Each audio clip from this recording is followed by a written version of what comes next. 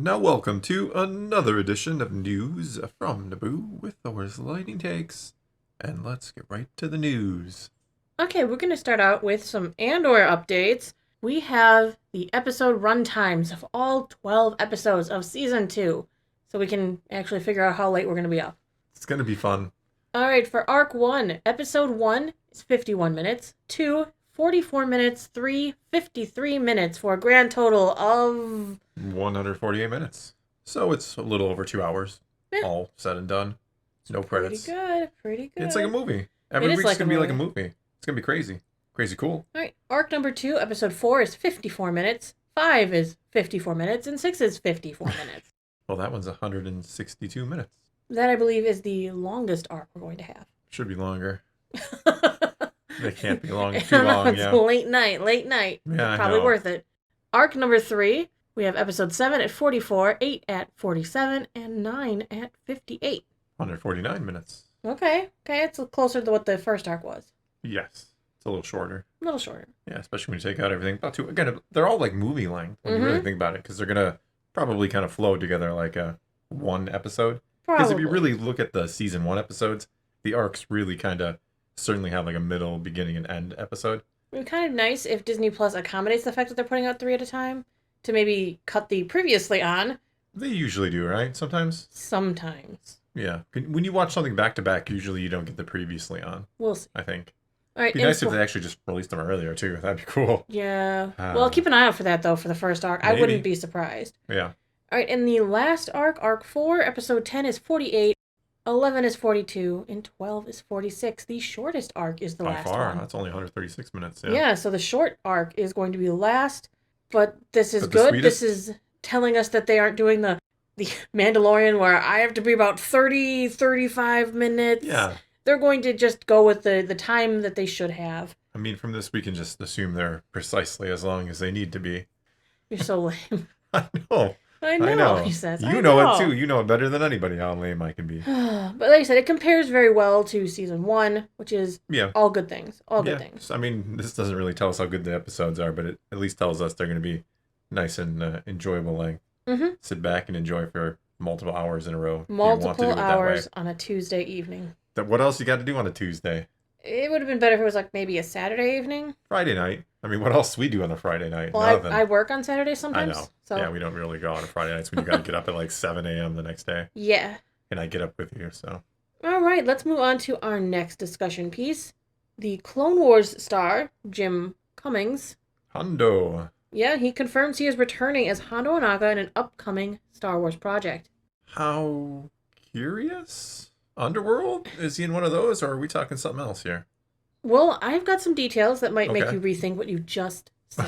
You usually do. Usually I blurt something out, and then you're like, you give me this pause. So either you're right and I'm annoyed, or... Oh, I know. I can tell when I'm right, because you give me this look like, I was about to get to that. Yeah, you spoiled like build-up I had planned and stuff. I know. Right, but as for the build-up on this one, if you didn't know Jim Cummings outside of... Hondo? Is he like Winnie the Pooh or something crazy? And you spoil things again. Yes, he's been the official Winnie the Pooh since 1988. Wow. He's been Tigger since 1989, and the Tasmanian Devil since 1991. Kind of cool. Mm-hmm.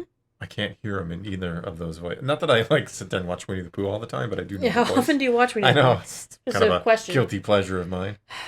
Well, he was interviewed by comicbook.com, so they were asking him about comic books. And then he said, oh, yes, absolutely. Well, speaking of coming back, knock on wood, we'll see what is in store for our friend Hondo Ohnaka. And adapting Hondo's voice. By the way, if you would like to invest Ohnaka Transport Solutions, don't worry about it. Just send me all your money and I promise I will take good care of you. So Jim Cummings is also a pirate himself, it sounds like.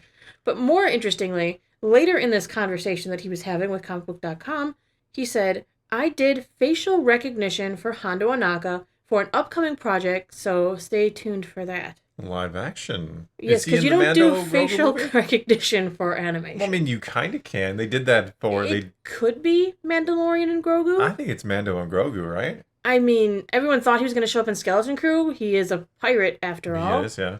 Andor Season 2, I don't see him. I think he's a little too comical for Andor. Yeah, it would be... Yeah, I can't see what it... No. I don't think he would be wrong in there. What about Ahsoka Season 2? But he wouldn't have done that already, would he? I mean, they just started. I suppose they could have done that first. Well, if he's just doing facial recognition stuff. Yeah, he could have gotten that out of the way early. But what's worrisome is what if it's just like for the Mando-themed Smugglers run that's coming in May? Why do you gotta go and Why would you have to stay tuned for that? I don't know. Well, Makes me think you're going to be on a broadcast more than... I'm hoping Mandalorian and Grogu movie. It would be interesting, even though Mando has no previous ties that we know of to Hondo. Not that we know of. There's something to say they haven't bumped into each other. It's a small galaxy, as we know. It's a very tiny galaxy. Tiny, everybody minuscule. Knows. It's like a small neighborhood where everybody knows everybody, yeah. Everybody knows your name? Yeah, well, that was Cheers. a bar, but yeah. Same kind of deal. But yes, so Hondo is coming to something. It feels live action. Yeah. Because of the facial recognition stuff.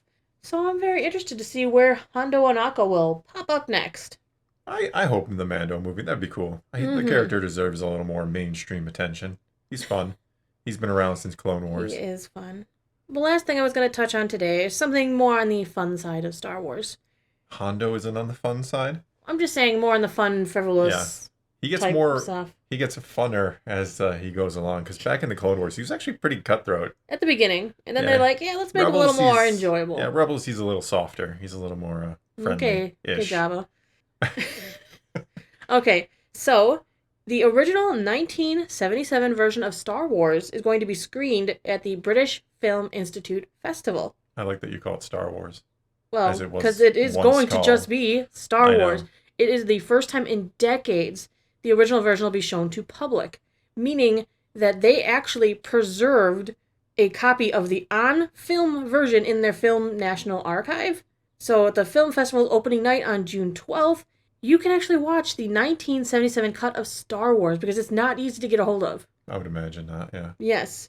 Apparently Laserdisc VHS tapes released before 1997 had it. Before the special editions came out. Special editions kind of, erasing history. Yeah, I mean, there are underground fan cuts of the original theatrical version. Oh, yeah. Lucasfilm did release the original versions on a bonus disc in the 2004, yeah. Yep, 2004 DVD. Yep. But the non-anamorphic transfer didn't live up to the aspect ratios. Right? Yeah. Sorry, you know all this. I know you know. I know you know. Yes. So the fact that the British Film Institute has the original prints in their archives. If you want to see the originals in their unaltered glory, they have all of them, all three of them. But they're going to be screening the first ones in their unaltered glory. That's kind of cool because it'll just be the original film, not even like THX versions. It's just going to be straight up, this is what you would have seen in the theater way back when. Original film on the reel. It's exciting. No, that is a piece of history and then some. Yes, I'm really happy that they have it. I don't know how many copies of that still exist these days. Yeah, probably not many. But the British Film Institute, they preserved one. So thank goodness for them. They recognized its quality. It's nice that they're going to be screening it at their festival too. Yeah. So if you're in Britain and you're thinking about going, you could go just to screen Star Wars, buy some tickets. It's in June.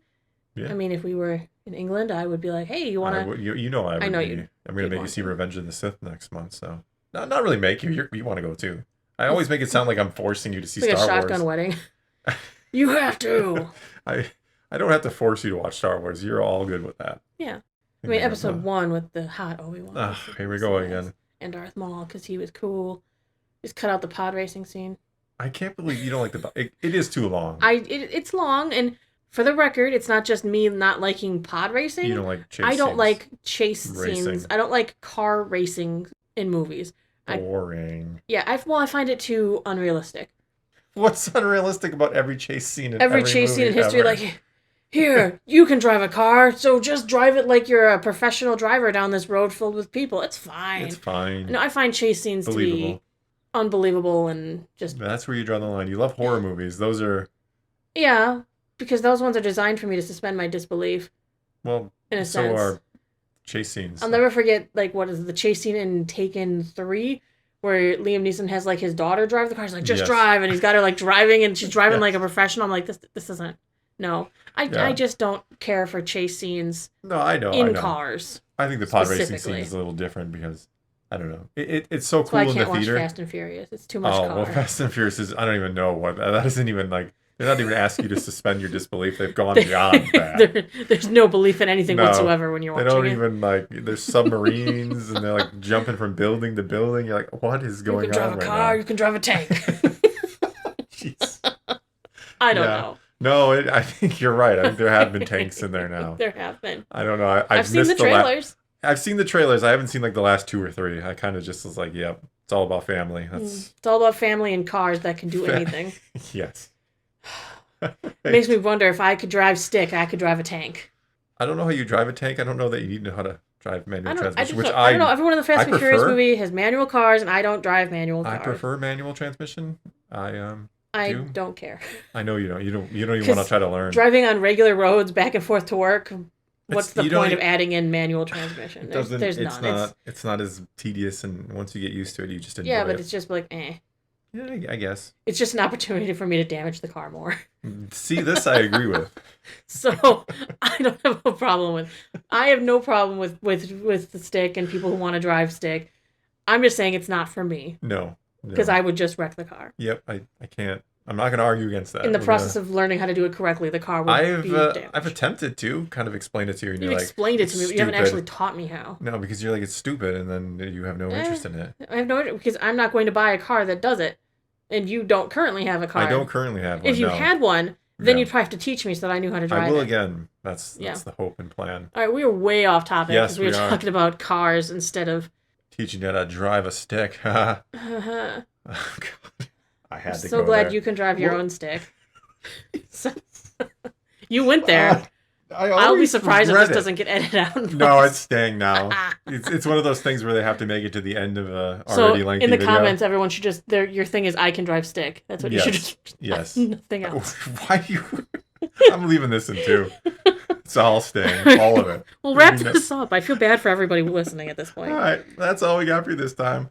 Now it's your turn. Take to the comments below. Tell us about your ability to drive a stick. Or let's talk some Star Wars. And until next time, thanks for watching.